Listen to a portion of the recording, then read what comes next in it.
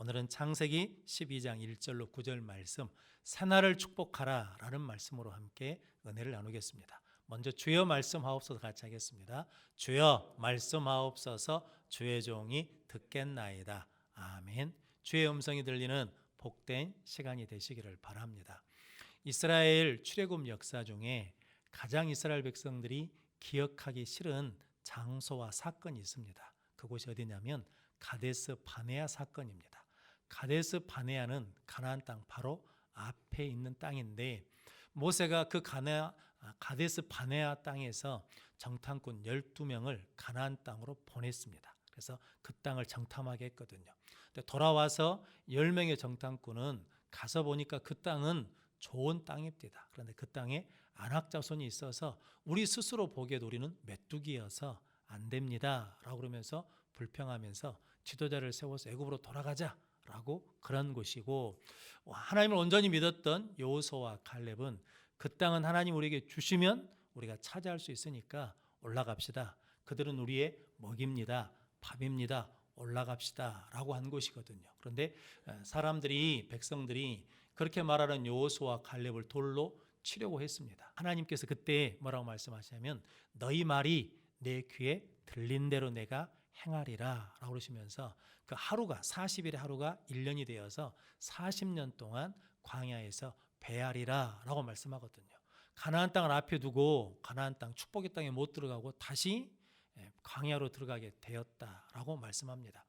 우리도 2021년을 앞에 두고 있거든요. 그래서 오늘 본문 말씀을 통해서 하나님께서 우리에게 주시려고 하시는 복이 무엇인지 함께 은혜를 나누면서 새해 2021년을 믿음으로 보고 믿음으로 축복해서 맞이하는 성도들이 되시기를 바랍니다.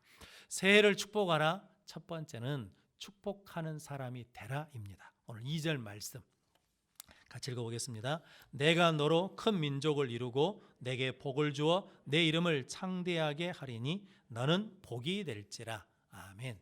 갈대아 우르에 있는 아브라함에게 하나님이 찾아오셔가지고 너는 네 고향 친척 아버지의 집을 떠나 내가 보여줄 땅, 내가 지시할 땅으로 가라라고 말씀했습니다.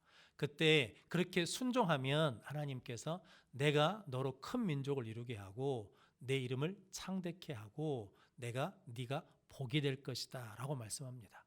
큰 민족을 이루는 복을 주시고 이름이 영원히 기억되는 복을 주시고, 특별히 어떤 복을 주시냐면 네가 복이 될 것이다 라고 말씀합니다.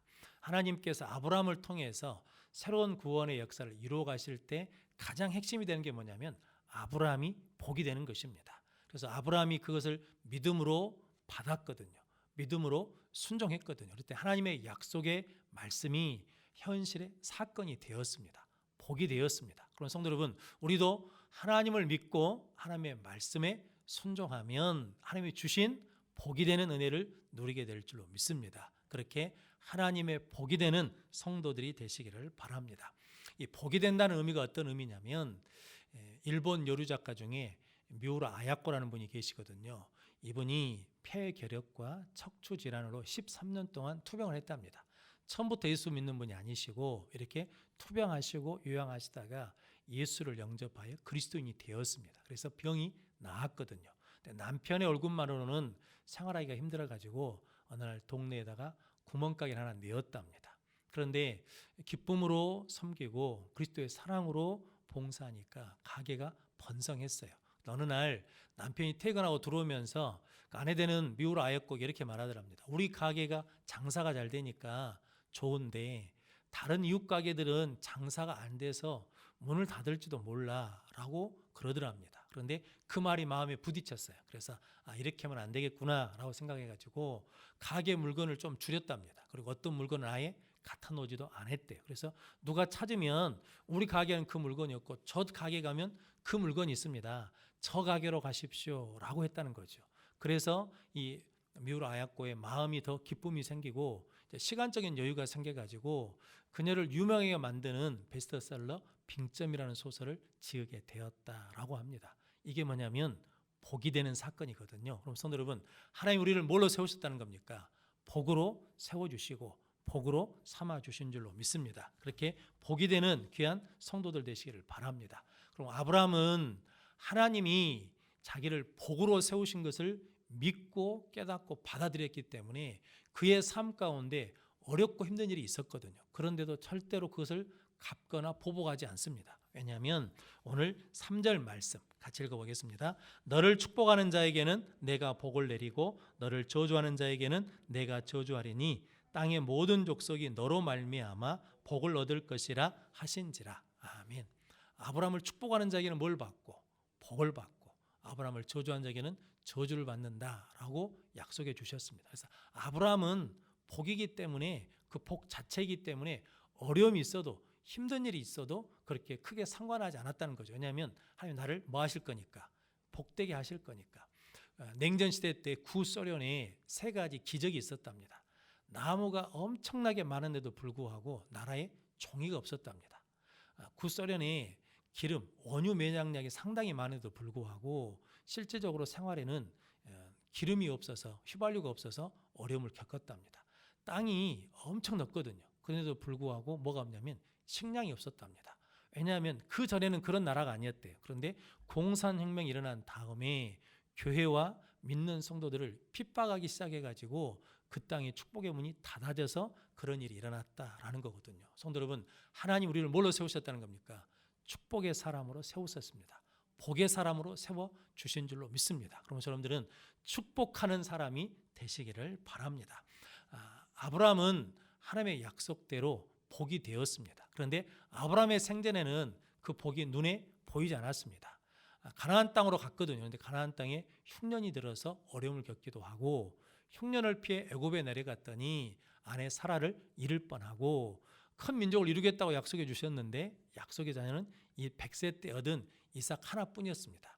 이삭을 통해서는 이게 큰 민족이 될 것처럼 상상이 되지 않았거든요. 그런데 아브라함이 죽고 4,000년이 지난 다음에 아브라함을 뭐라고 부르냐면 믿음의 조상이라고 불러서 사람들이 기억하고, 아브라함의 후손으로 자처하는 사람들이 몇 명이냐면 20억 명 이상이 된답니다. 그러니까 실은 죽은 사람들까지 치자 그러면 이게 수를 헤아릴 수가 없는 거죠. 아브라함을 통해서 믿음을 얻고 복을 얻은 후손들이 큰 민족을 이루었습니다. 그래서 아브라함은 뭐가 되었냐면 복이 되었다라고 하시는 하나님의 말씀이 이루어진 줄로 믿습니다. 성도 여러분, 저 여러분들도 하나님 우리를 뭘로 세우셨다는 겁니까? 너는 복이 될지라, 너는 복이다 라고 선포해 주셨으니 그 말씀을 믿고 축복하는 삶을 살아가는 귀한 성도들 되시기를 바랍니다. 세탁소 하신 분은 금은방 사장님을 축복할 수 있답니다. 그런데 세탁소 하시는 분이 동네 다른 세탁소를 축복하기는 어렵대요. 왜 그러겠습니까? 서로 라이벌이니까, 경쟁자니까 축복하기가 어렵다는 거거든요. 한 교회에서 믿음 생활을 했던 친구 2명이 있었는데 장성해가지고 이제 다른 지역으로 갔답니다. 나중에 명절 때 만나보니까 같은 옷가게를 하는 거예요. 그러다 형편이 있고 계획이 있어가지고 한 동네 한 지역에 와서 옷가게를 서로 하는데, 2 친구가 서로 사이좋게 지내다가 어느 날부터 한 친구 마음에 시기심이 생기더래요. 왜냐하면 다른 친구 옷가게가 더 잘 되는 것 같으니까 질투심도 나고 시기도 나더랍니다. 그래서 하나님 앞에 기도했답니다. 하나님, 내가 시기하고 있으니까 이 시기심과 질투심을 없애주십시오 라고 했는데, 기도를 해도 그 시기심이 없어지질 않더래요. 그런데 기도하는데 어느 날 하나님이 그런 음성을 주시더랍니다. 기도를 바꾸어라. 어떻게 바꾸냐면 시기심을 없애달라고 기도하지 말고 네 친구를 축복하게 해달라고 기도해라. 그래서 친구를 축복하는 것으로 기도를 바꾸어라 라고 음성을 주시더래요. 그래서 그 친구를 축복했답니다. 하나님, 내 친구를 축복해 주시고 내 친구가 하는 가게도 축복해 주십시오 라고 기도를 했더니, 기도를 계속하다 보니까 어느 날 보니까 시기심이 없어지게 되고 마음도 평안하고 마음도 기쁨이 생겼다라고 고백을 했다라고 합니다. 성도 여러분, 이게 뭐냐면 복이 되는 것이고, 축복하는 삶을 살면 하나님께서 우리에게 더 큰 은혜와 능력을 더해 주실 줄로 믿습니다.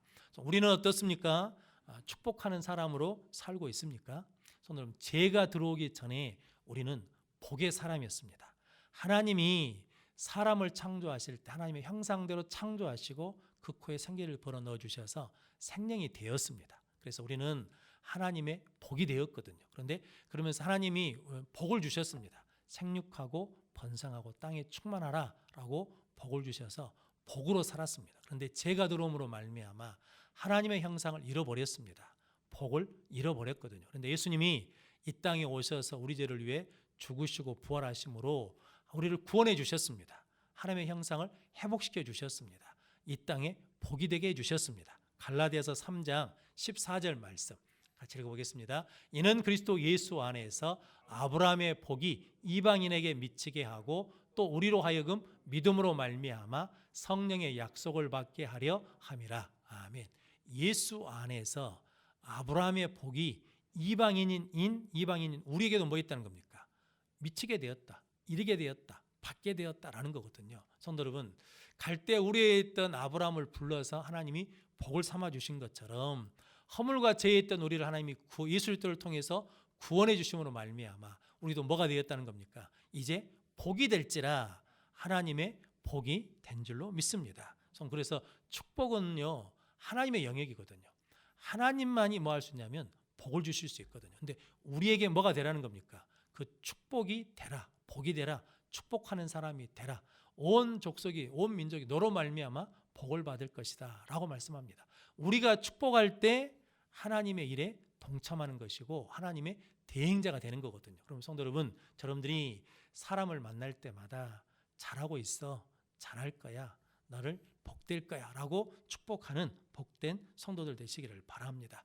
우리가 축복할 때요, 축복의 말이 상대방에 가기 전에 먼저 우리 마음에 들린답니다. 그래서 우리 마음이 치유되고 우리 마음이 회복된다라는 거거든요. 성도 여러분들이 그렇게 축복하는 삶을 살아가는 귀한 성도들 되시기를 바랍니다. 그래서 우리는 너는 복이 될 것이다, 너는 복이다 라고 하는 하나님의 말씀을 믿고 깨닫고 받아들이면 우리가 어려움을 당해도 별로 상관하지 않습니다. 왜냐하면 이렇게 얘기해낼 수 있습니다. 괜찮아, 나는 복이니까 잘 될 거야. 혹은 누가 우리를 모욕하는 일이 있어도 괜찮아, 나는 복이니까 하나님께서 회복시켜 주실 거야 라고 하면서 우리는 이겨낼 수 있습니다. 그럼 성도 여러분, 여러분들은 나는 복이다 라고 선포하시고, 그리고 그렇게 복이기 때문에 축복하는 삶을 살아가는 귀한 성도들 되시기를 바랍니다. 그래서 예수님께서 누가복음 6장 이렇게 말씀합니다. 주라, 그러면 너희에게 주실 것이요. 특히 뭐라고 말씀하시냐면 후이되어 누르고 흔들어 넘치게 주시겠다라고 말씀합니다. 우리가 축복하면 하나님께서 우리에게도 뭐 해주신다는 겁니까? 축복해 주신다. 근데 어느 정도로 축복해 주시냐면 흔들고 누르어서 넘치게 주신다라는 거거든요. 그렇게 축복하는 삶을 사시기를 바랍니다. 또한 예수님은 주는 것이 받는 것보다 복되도다라고 말씀합니다. 친히 예수님께서 승천하실 때 누가복음 24장에 보니까 축복하시면서 올라가셨다라고 말씀합니다. 하나님께서 우리에게 그렇게 축복하는 삶을 살 수 있도록 예수 그리스도를 통해서 아브라함이 받은 복, 너는 복이 될지라 라고 하는 그 복을 우리에게 허락해 주신 줄로 믿습니다. 그러므로 우리도 우리 자신이 하나님의 복인 것을 깨닫고 새날을 축복하고 또한 축복하는 자로 복된 새해에 축복의 작품을 만들어가는 귀한 성도들이 되시기를 바랍니다. 새날을 축복하라 두 번째는 복의 근원을 붙들라입니다. 4절 말씀 같이 읽겠습니다. 이에 아브라함이 여호와의 말씀을 따라갔고 롯도 그와 함께 갔으며 아브라함이 하란을 떠날 때에 75세였더라. 아멘. 이해라고 그러거든요. 하나님의 말씀을 받고 그것을 믿고 순종해서 아브라함이 무엇을 쫓아갔다는 겁니까? 말씀을 쫓아갔다라는 거죠. 말씀을 붙들었습니다. 하나님을 붙들었습니다. 복의 근원을 붙들었습니다. 그래서 그가 갈 바를 알지 못하고 가나안 땅으로 향해 나갔다라고 말씀하거든요. 하나님이 지시해 준 땅이 아닙니다. 지시할 땅, 보여줄 땅, 아직 어느 땅인지를 모르거든요. 그래서 히브리서 11장에는 갈 바를 알지 못하고 아브라함이 본토 고향 아버지 집을 떠나서 가나안 땅을 향해 갔는데 오늘 말씀해 보니까 마침내 가나안 땅에 들어갔다라고 말씀합니다. 성도 여러분, 우리도 하나님의 말씀을 따라가면 하나님을 붙들면 복된 삶을 살게 될 줄로 믿습니다. 아브라함은 상황과 환경이 어떻든 간에 누구를 믿고 하나님 의지하고 하나님을 붙들고 나갔습니다. 그러므로 성도 여러분, 믿음은 어떤 상황에서도 하나님을 붙드는 것이 믿음입니다. 그러면 성도 여러분들이 힘들고 어려운 때를 지나고 있지만 이때 하나님을 붙들면, 하나님의 말씀을 붙들면, 복의 근원을 붙들면 복을 받을 줄로 믿습니다. 그렇게 하나님을 붙드는 성도들 되시기를 바랍니다. 포항에 한동대학교라고 있거든요. 그 초대 총장을 하신 분이 돌아가신 김영길 장로님이 초대 총장을 하셨습니다. 이분이 1967년에 미국으로 유학을 갔는데 그때는 예수를 믿지 않는 무신론자 과학자였다고 합니다. 1974년에 이제 성경을 읽다가, 궁금해서 성경을 읽다가 요한복음 2장에 가나 혼인잔치에서 물이 포도 주는 사건을 통해서 예수를 믿게 되었답니다. 과학자니까 물은 H2O로 이게 산소와 수소 두 가지로 되어 있고, 포도주는 이게 두 가지가 아니라 뭐냐면 400가지 이상의 혼합물로 되어 있답니다. 그러니까 과학자들은 물로 포도주를 절대로 만들 수 없다라는 것을 알고 있대요. 그런데 성경에 보니까 예수님이란 분이 물을 포도주로, 불가능을 가능으로 바꾸었다라는 그 말씀에 자기의 과학적인 신념과 지식이 무너져서 예수를 믿게 되었다라고 그러거든요. 그래서 이분이 예수를 믿다가 1994년에 한동대학교를 설립할 때 초대 총장으로 부임하게 되셨습니다. 그런데 이 대학을 세운다고 또 대학을 발전시켜 나간다는 것이 굉장히 어렵겠잖아요. 그런데 그 수많은 어려움 속에서도 하나님을 붙들고 말씀을 의지하면서 말씀 상행하고 그리고 체포하면서 학생과 교수들이 하나님을 붙듦으로 대학을 성장시켜 갔는데, 그 당시에 지금도 마찬가지지만 4년제 대학 중에 가장 취업률이 높은 경쟁력 있는 대학이 되고 명문 대학이 되었다고 합니다. 그래서 김영길 총장님이 그 당시에 이런 표를 가지고 대학을 운영하셨대요. 하나님 앞에 정직하자, 사람 앞에 정직하자, 공부해서 남주자. 즉 뭐 하는 사람이 되자는 겁니까?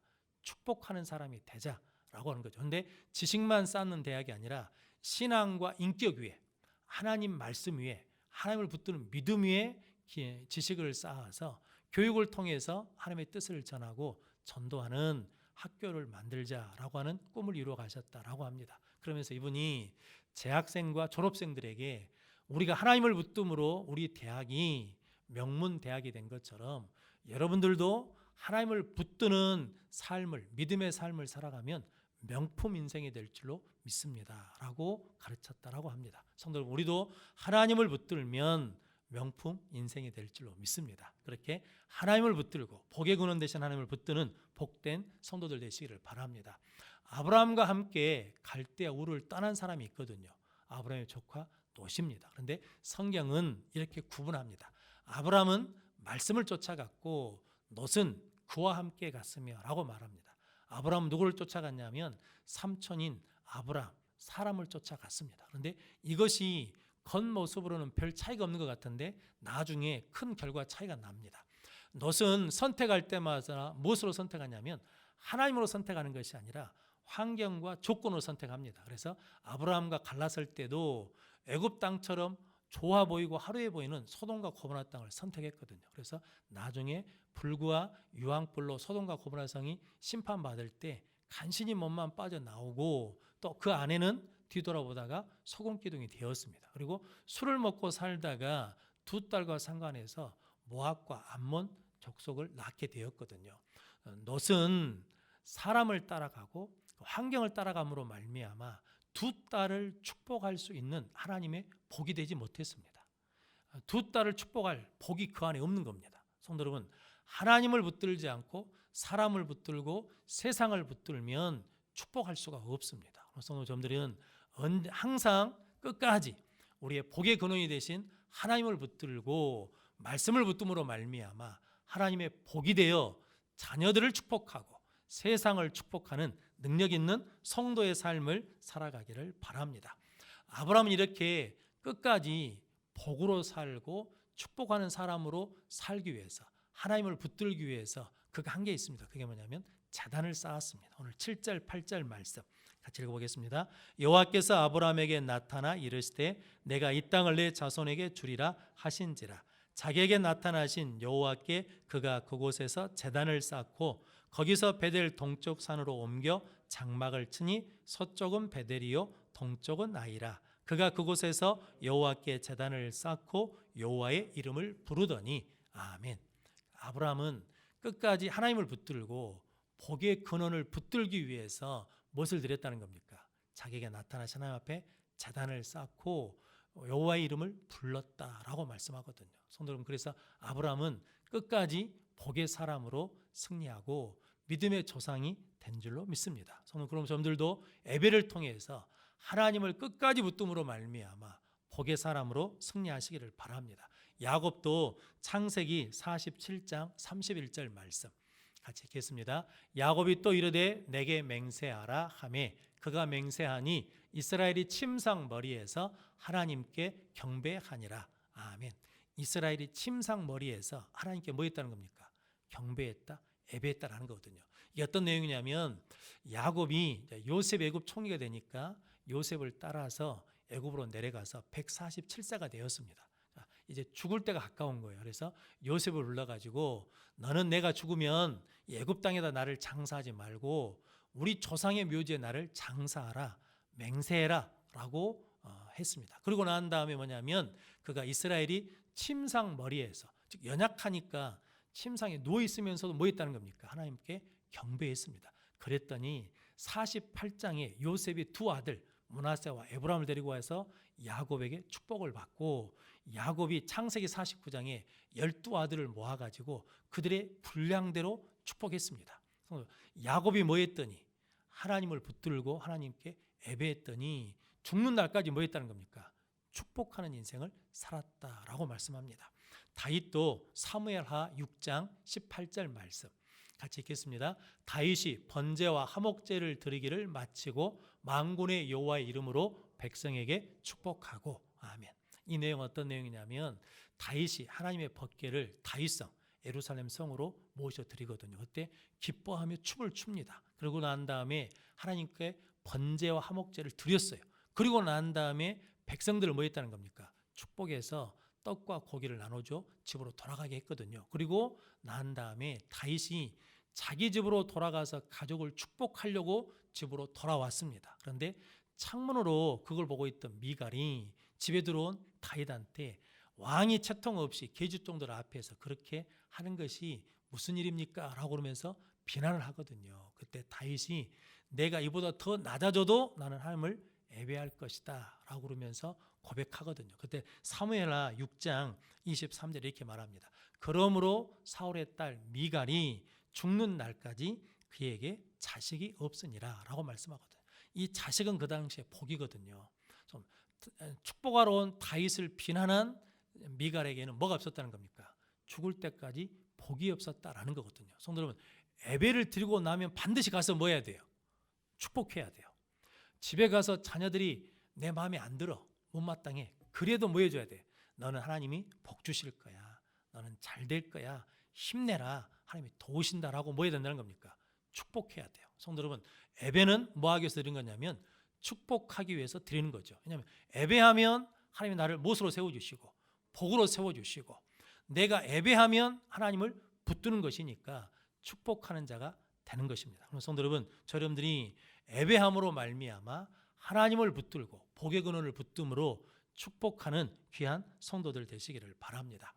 아프리카 어느 부족에서는 누군가가 잘못을 하면요 모든 부족원들이 모인 한 가운데다 세운답니다. 그리고 잘못한 사람에게 모든 부족원들이 잘못한 것을 지적한 것이 아니라 그 잘못한 사람을 가운데 세워놓고 온 부족이 지금까지 그 사람이 잘한 것, 잘했던 일들을 말해준다는 거예요. 너는 그때 그 사람을 도와줬잖아. 어려울 때 힘이 되게 해주었잖아. 그러면서 잘한 일들을 말해준다는 거거든요. 그것이 뭐냐면 공동체를 지키는 방법이고 그것이 그 사람이 다시 똑같은 잘못을 하지 않도록 바꾸는 축복의 역사다라는 것을 그들이 알고 있다는 거거든요. 이것이 누구의 방법입니까? 하나님의 방법입니다. 예수님의 방법입니다. 그럼 성도 여러분, 우리도 하나님 앞에 복의 사람으로 세움을 받았으니까 축복하는 자들 되시기를 바랍니다. 그래서 예수님이 누가복음 6장 27절 28절 말씀 같이 읽어보겠습니다.